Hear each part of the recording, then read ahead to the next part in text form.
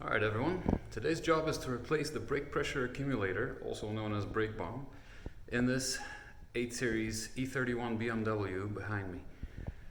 The way the brake pressure accumulator works is that it accumulates pressure in the brake booster system, which is hydraulic on this car, unlike most cars where it's pneumatic. But here it's hydraulic and it accumulates pressure such that when you brake hard, when you have to do an emergency stop, for example, it has the power assistance to help you with that. The symptom of a brake booster, or rather brake pressure accumulator failing, is most commonly when you press the brake pedal hard in an emergency stop. The brake pedal feels very hard and you can't really press it all the way. If you hold your foot on it, it does gradually go down and the car does gradually stop, but you don't really get the immediate response from the brake booster system. So when that happens, it usually means that the brake pressure accumulator is done and needs to be replaced. Until recently, they were not available, but as of recently, at the end of 2020, a.k.a. made a new batch. And so now in the beginning of 2021, I'm installing mine, which I managed to get before they ran out of stock. I don't know if I think they still have stock, but anyways. So here's how you do it on this car. First, get into the car and press on the brake pedal as hard as you can, probably like 10 or 20 times, just to relieve the pressure from the brake pressure accumulator. And then the instructions said, remove the wheel fender liner. And I started removing, nuts all over the place here and bolts. That's not necessary, it turns out. There is a special cover here. There's a small access panel which was sitting here, and I removed it with just a couple of screws. So that comes off. You do not need to remove the whole fender liner under the entire wheel well. And there we go. Here's the actual brake pressure accumulator sitting right in front of the left wheel. And it's held by a couple of 13 mil bolts here, one here and one in the back. And those are easy to remove. The thing that's harder to remove are the nuts that hold the pipes that go into it. These are kind of like brake lines. These are metal pipes, and they're held by by nuts here. And I tried to remove them with a regular wrench, like this. But that didn't work out. That started rounding off the nuts here. So that's not a good idea. The right tool for the job is actually a flare nut wrench, which looks like this. It's almost, it's almost a closed wrench, but it's not. You still have the ability to slide it through like this. And so you do that. I haven't tried this yet. This is real time. I don't know if I'll be able to do it with one hand while I'm filming, but let's find out. It's a 17 millimeter that you need. So let's see. Because I started rounding off a little bit, it may take a little wiggling. Let's see. Okay, I got it in eventually. And so now it's nice and tight. And I guess I should be able to just move it, but that's a bit risky because it may bend something if I put a lot of pressure on it. So what I'm going to do is use a rubber mallet to just tap it with that. Let's see if I can do that while I'm holding the camera. Something like this.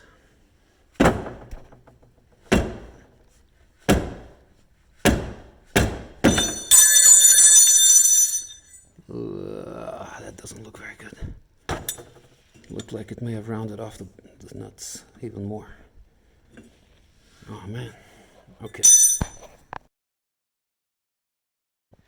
Okay, so I was finally able to remove the pipes here on the brake pressure accumulator. Turns out the right tool for the job is not actually a flare nut wrench. It's definitely not a regular wrench. Turns out the right tool for the job is this weird plier tool. I don't know what it's called, but it's basically what it does is it applies pressure on multiple sides of the nut at the right 60-degree angle for the multiple sides.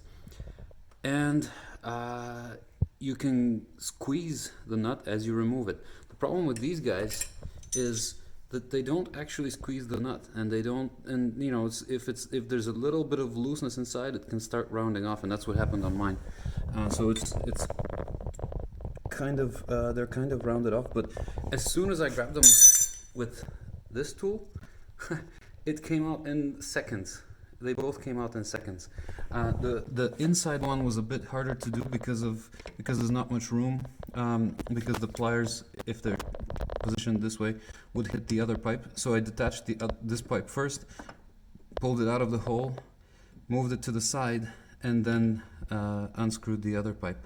And now we are all good. This is still the old brake pressure accumulator. I'm about to take that out and replace it with the new one. But I just wanted to show you that this is how you're supposed to remove it, like that, and it works very easily. And this tool, obviously multiple brands make these, but the one I'm using was suggested by a group member online, and it's made by Knipex or however it's pronounced, and the part number is here. You can see that, and yeah, great quality tool. So on to the actual removal of the brake pressure accumulator, which should be very easy, and installing the new one, and hopefully my brakes will work now. Wish me luck. Okay, yeah, that worked. I did need to lift up one of the pipes out first, and lift the back of the fuel pressure of the brake pressure accumulator, and then it popped out. It is, as you can see, this is a long stud, so it does take quite a bit of lift to do that, but yeah, that's how I was able to get it out. And needless to say, some hydraulic fluid does drip out as you do this, especially when you remove the pipes, but it's enough. It's not so much that you can't catch it with just some paper towels, so it's fine. You don't really need a container or anything. So on to fitting the new one. Just a quick note before you proceed to put the new one in, make sure you transfer these bushings here at the bottom and the top mounts. Obviously this one's been removed already, but there are bushings on the old brake bomb that you'll need to take and put onto the new one. Just wanted to make sure that you guys don't end up putting the new pressure accumulator inside the car and then realizing that you don't have the bushings. Not that I've done that, just saying, you know, in case anybody falls into that situation. So here it is. The new brake pressure accumulator, also known as brake bomb, is in. It wasn't really too hard to put back in. The same sequence applies. You have to tighten the inner nut first, and then the outer one, because the outer one gets in the way of the inner one. And you have to wiggle the mounts a little bit and figure out how to do those in sequence, but for the most part it's pretty self-explanatory, and yep, goes the way you would do any other such job. So I think now I'm ready to start the car, press the brake pedal, see how it goes, see if my symptoms have gone away, maybe even drive the car. Okay, well, let's see if I did anything with this brake pressure accumulator replacement. So starting the engine.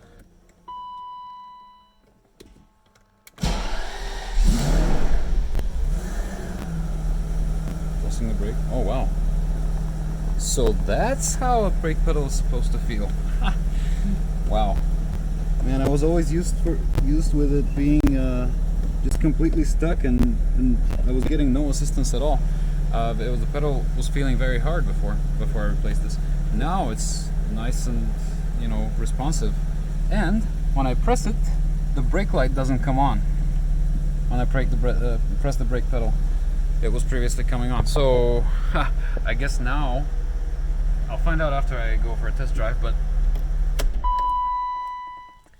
it seems that now I can really feel how the brakes of an E31 are supposed to feel, and not how they feel with a broken brake bomb. Should be fun. And as a precaution, first, before taking the car out for a ride, while I still have it on jacks and everything, we'll want to make sure that there was no oil seepage or anything like that from the connections here. So let's check that. Looks fine. I don't see anything. Should be fine. And the other precaution we must take is to check the reservoir here. Make sure that the fluid level is enough. In my case, not much fluid came out, so I expect it to still be good, but yeah, probably does need a bit of a top up. Let's see. Well, when you see it like this, it's supposed to you're supposed to see just a tiny bit of fluid just above the net here. So, and I don't see that, so I might need to top it up just a slight bit, which I'll do in a moment. But yeah, it's worth checking that after this job.